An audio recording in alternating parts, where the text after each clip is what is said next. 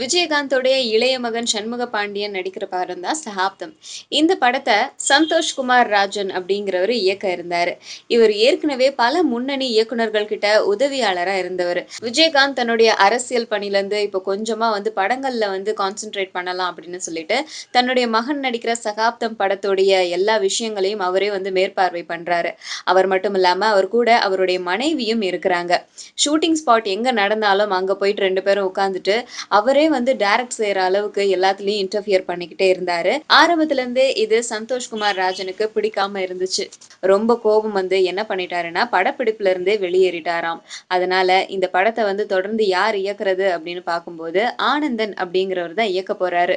So Santhoshkumar Rajan இப்படி கிளம்பிட்டாரே, தொடர்ந்து இந்த படத்தை யார் இயக்க போறது அப்படின்னு பார்த்துட்டு இருக்கும் போதுதான் சுரேந்தர் அப்படிங்கிறவர் இந்த படத்தை இயக்க போறதாக நமக்கு விஷயம் தெரிஞ்சிருக்கு. சோ இதுக்கப்புறமாச்சும் விஜயகாந்தும் அவருடைய மனைவியும் டைரக்டிங்ல அந்த அளவுக்கு இன்டர்ஃபியர் ஆவாங்களா இல்லையா அப்படிங்கிறது நமக்கு தெரியல.